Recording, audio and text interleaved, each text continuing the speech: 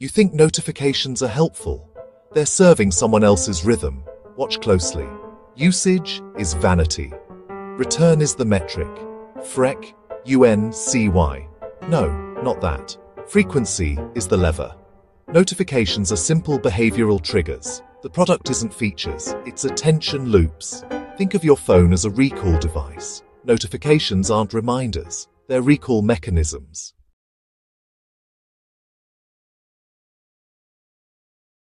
You feel it, right? That constant buzz in your pocket, that relentless stream of digital pings and prods. There's this sense that your phone is, secretly working against you. And you're not wrong. Today, we're not going to complain about it. We're going to break down the hidden architecture behind that feeling. It starts out pretty quiet, right? A shopping app you haven't opened in months suddenly creates this urgent deal. Just for you, of course.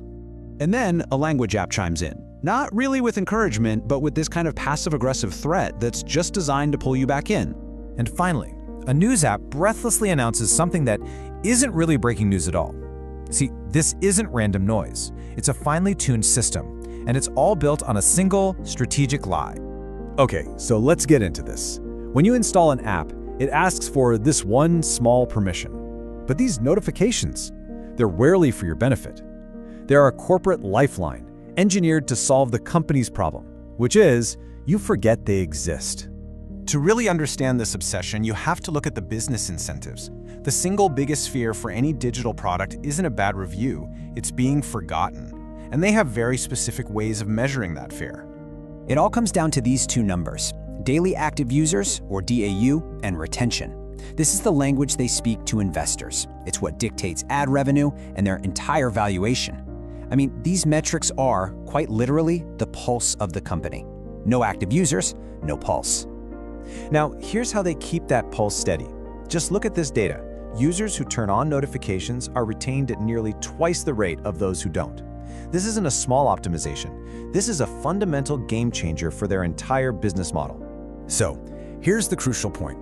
Sending just one notification can increase the odds you'll stick around by a staggering 190%. So when an app begs you to turn on notifications, it's not asking to keep you updated. It's asking for a direct line to your attention to keep its own vital signs from flatlining. But that only explains the why. The how they make you tap, well, that's where it gets a little darker. This isn't just about business. It's about brain chemistry. These pings are not benign reminders. They are engineered to be psychologically irresistible, designed to trigger a very specific chemical reaction in your brain. And it all comes down to dopamine. Now, most people think it's the pleasure chemical, but it's more accurately the anticipation chemical. Your brain releases it before a potential reward, creating this powerful mental itch, this curiosity gap that you feel compelled to scratch by checking your phone. And this really gets to the core of the system. Every notification is a pull of the lever. You don't know if it's a jackpot of social validation or just a useless dud. And that unpredictability, that's the hook. Then they layer this with other triggers. A flash sale creates FOMO, the fear of missing out. A like on your photo gives you a little hit of social validation. And when Duolingo warns, your streak is in danger, that's weaponizing loss aversion, your innate fear of losing the progress you've worked so hard to build. So if psychology is the how, then technology is what gives this whole system its power. Because in the ruthless war for our attention, push notifications have a massive, almost unfair advantage. Think about it. An email gets buried in an inbox, a social post is completely at the mercy of some mysterious algorithm, but a push notification, it bypasses all of that. It's a direct, unfiltered pipeline to the most personal digital real estate you own, your lock screen. And of course, they don't stop there. They supercharge this pipeline. Personalizing a notification with your name can quadruple its open rate. Adding an image or a gift boosts it by over 25%. And then they add those interactive buttons, Shop Now, Reply, that remove every possible point of friction between the impulse and the action. It's a frictionless re-engagement machine. So let's put it all together. Once you see the full architecture, you really can't unsee it. First, the entire system is driven by the cold, hard business metrics of retention and daily active users. Their survival depends on it. Second, it's powered by the deliberate application of psychology, turning our phones into tiny slot machines that exploit our primal brain chemistry. And third, it's delivered with an overwhelming technological advantage, a direct, unfiltered channel to our attention that no other medium can even come close to matching. When you connect these dots, the conclusion is clear.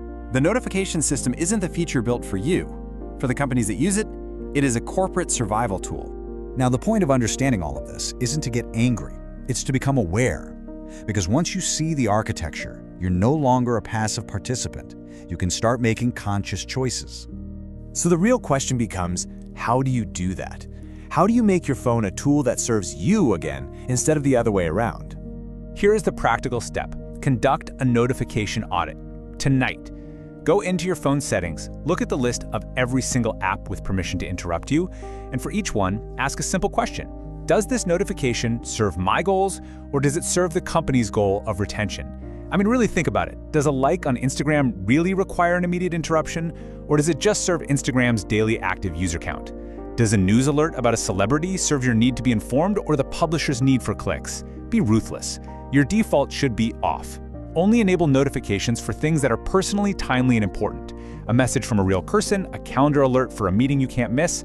Everything else is just noise designed to pull you back into their world.